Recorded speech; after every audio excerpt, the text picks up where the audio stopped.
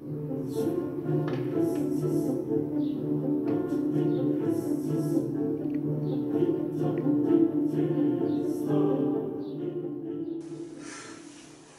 milliers de navires sont maintenant prêts à partir.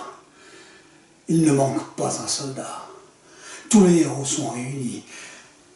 Mais au moment du départ, les voiles se dégonflent. Il n'y a plus un souffle d'air. La flotte tout entière est immobilisée. Agamemnon, inquiet, consulte le fameux devin Calchas, et celui-ci lui révèle qu'une déesse s'oppose à leur départ. Il s'agit d'Artémis, la déesse de la chasse. Elle a un vieux compte à régler avec lui et compte bien lui faire payer un affront qu'il lui a fait autrefois. Pour lui permettre de partir, elle pose une terrible condition. Il devra sacrifier sa fille chérie, Iphigénie. Agamemnon, pressé par tous les autres rois, ses alliés, cède à cet horrible chantage, et Iphigénie est sacrifiée. Alors, le vent se lève à nouveau, et la flotte peut maintenant s'élancer. La traversée de la mer Égée était déjà en soi une véritable aventure, car la navigation en ce temps-là s'avérait bien plus périlleuse qu'aujourd'hui.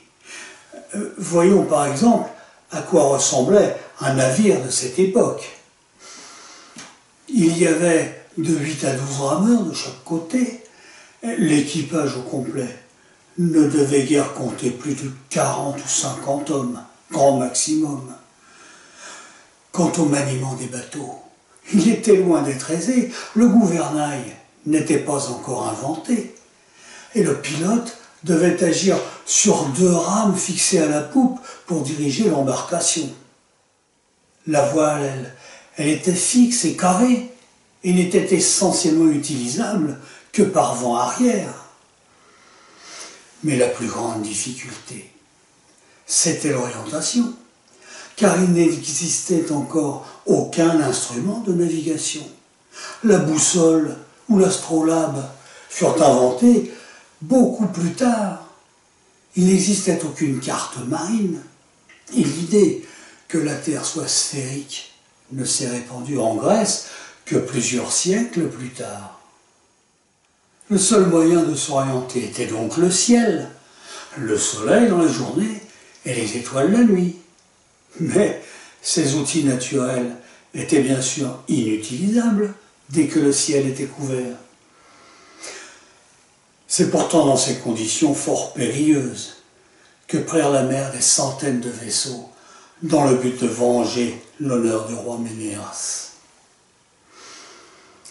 Lorsque toute cette flotte fut sur le point d'accoster, l'armée troyenne, qui avait été informée de l'arrivée des envahisseurs, se trouvait sur la plage, à attendre de pied ferme ses adversaires. Mais il existait une prophétie que tout le monde ne connaissait pas. Le premier Achéen qui foulerait le sol de son pied se verrait immédiatement transpercé par un javelot troyen. Et Ulysse connaissait cette prophétie, mais comme il voulait prouver à tous son courage, il tenait à débarquer le premier sur le sol de la Troade.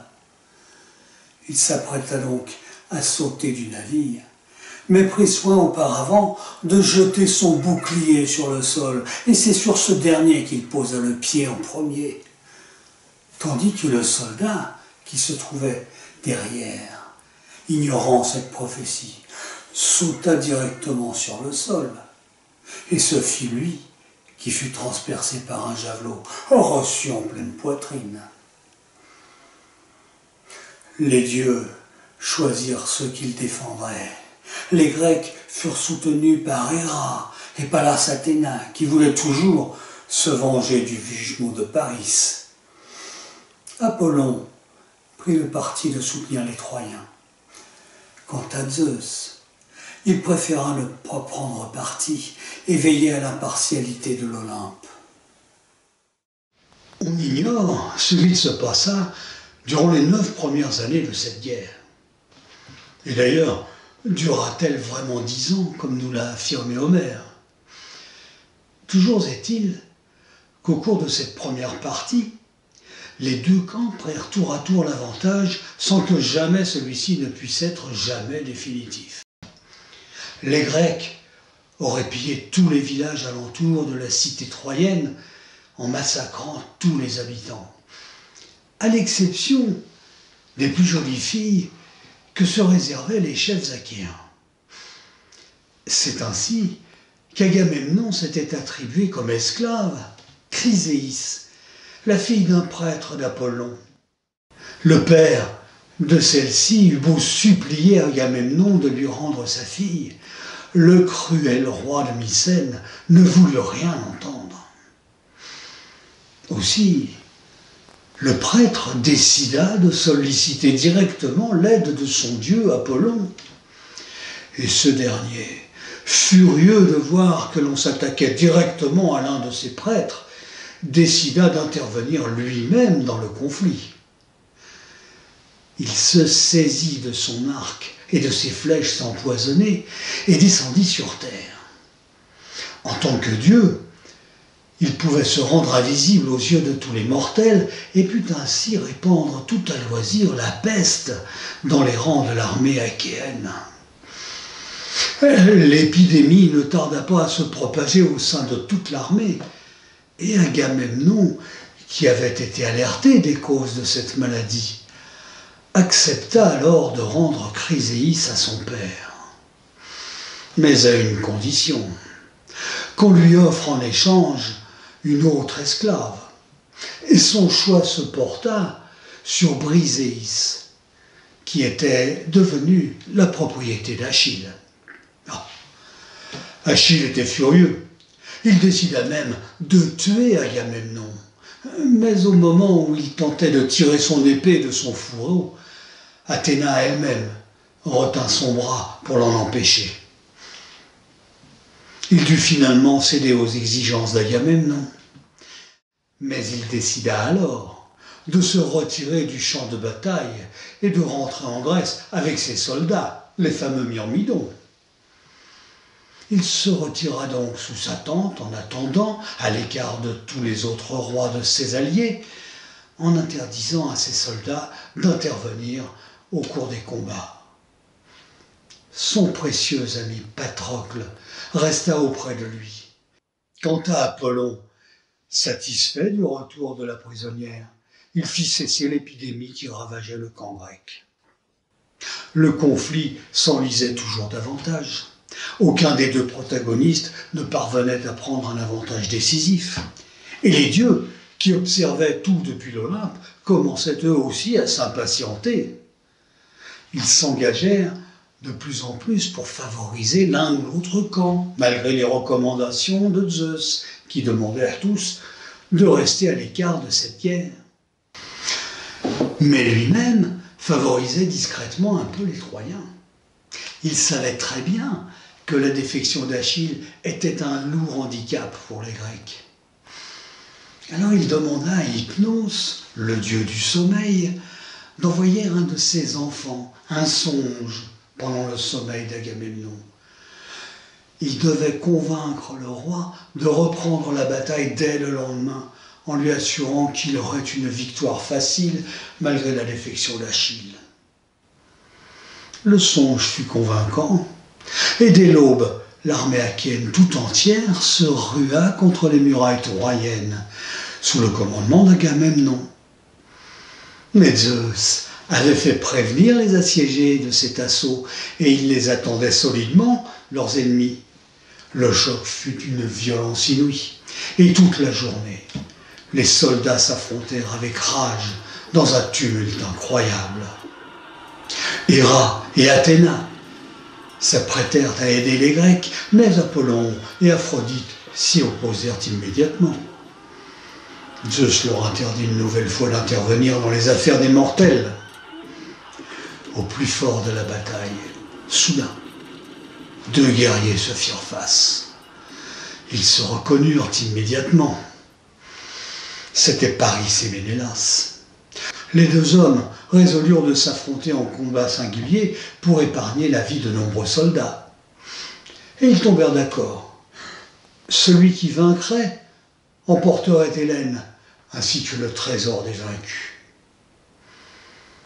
Les soldats des deux camps s'écartèrent et laissèrent les deux chefs s'affronter.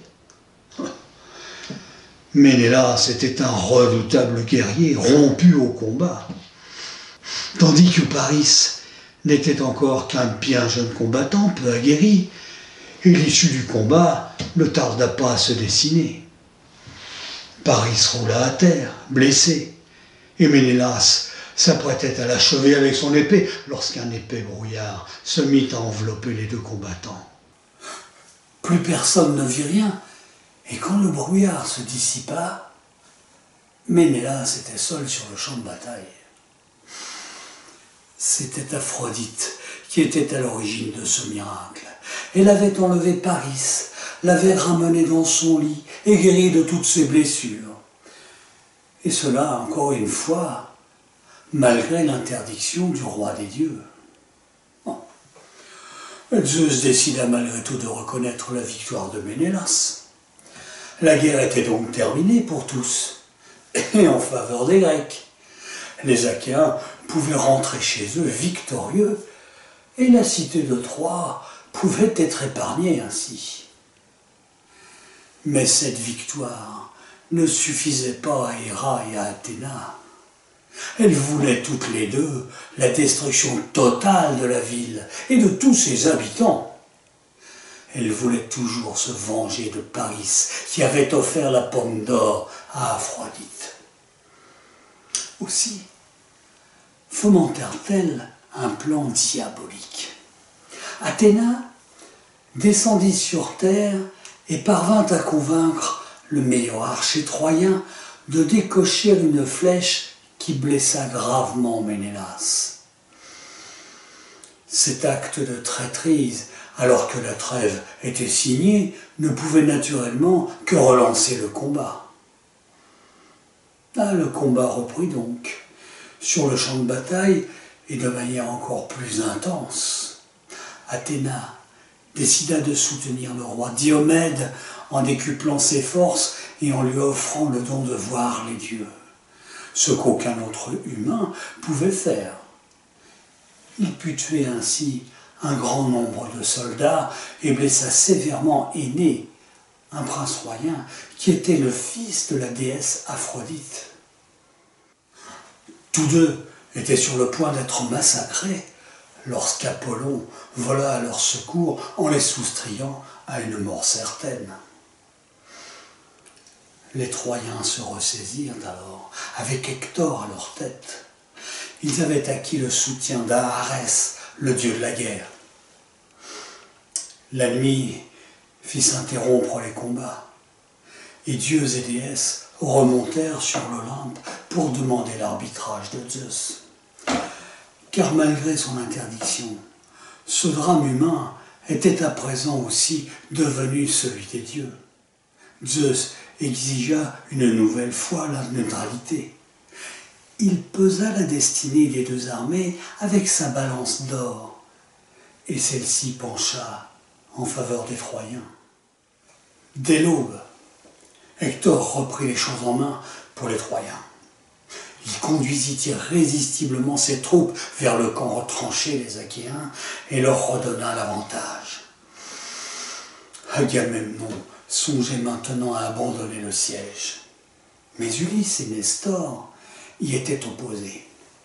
Ils pensaient que si Achille retournait au combat, la victoire serait encore à leur portée. Mais pour cela, Agamemnon devait s'excuser et céder aux exigences d'Achille, notamment en lui rendant Briséis. Les héros multipliaient les exploits des deux côtés, mais toujours sans parvenir à prendre l'avantage décisif. Ulysse et Diomède furent touchés à leur tour, et les Grecs se replièrent vers leurs tentes. Achille s'inquiétait malgré tout de voir revenir tant de braves guerriers durement blessés. il demanda à son fidèle ami Patrocle de s'informer de la situation. C'étaient à présent les Troyens qui assiégeaient leurs ennemis. Les palissades cédèrent et Hector franchit le fossé qui entourait le campement. Les combattants troyens se ruèrent dans cette brèche et Poséidon lui-même s'engagea dans la bataille. Voyant que Zeus donnait encore l'avantage aux Troyens et ne respectait pas sa propre parole, Héra l'envoûta grâce à un ruban magique. Zeus s'endormit profondément, et Poséidon, qui détestait son frère, put désormais secourir les Achéens. Hector, blessé, dut être évacué par ses compagnons. Zeus se réveilla enfin. Il était furieux d'avoir été trompé par sa propre femme. Il ordonna à Poséidon de se tenir à l'écart de la bataille et le menaça de lui lancer la foudre contre lui s'il n'obéissait pas. Préoccupé par le sort d'Hector, il envoya Apollon à son chevet pour qu'il le guérisse au plus tôt. Le valeureux Troyen put alors retourner au combat et semer une nouvelle fois la panique dans les rangs de ses adversaires. Devant l'urgence, Achille permit à Patrocle de mener les Myrmidons au combat. Il lui prêta ses armes divines, qui rendaient pratiquement invincible. Patrocle parvint ainsi à faire reculer les soldats d'Hector, et risé par ce succès, il poussa la contre-attaque jusque sous les remparts de Troie. Mais arrivé sous les murailles, il fut mortellement frappé dans le dos par une flèche. Il s'engagea alors une âpre bataille autour du corps de Patrocle. Hector et Énée tentèrent de s'en emparer, mais les Achéens, Ménélas et Ajax en particulier, défendirent héroïquement la dépouille de leurs compagnons. Hector parvint cependant à arracher les armes divines qu'Achille lui avait prêtées, son casque et son armure. Avec l'aide de Zeus, il repoussa les combattants achéens, mais ceux-ci parvinrent toutefois à remporter le corps de Patrocle pour le ramener à Achille. Achille était accablé de douleur. Il jura de venger son ami au plus vite. Sa mère Thétis lui demanda de patienter une nuit, afin qu'Héphaïstos, le dieu des forges, puisse lui fabriquer de nouvelles armes. Agamemnon comprit alors qu'Achille était prêt à reprendre le combat. Il lui rendit Briséis en lui assurant qu'il ne l'avait jamais touché. Alors Achille rejoignit promptement l'armée des Grecs pour venger son ami Patrocle. Il avait revêtu sa nouvelle armure, et l'espoir de victoire vint à nouveau réchauffer le cœur de tous les soldats grecs.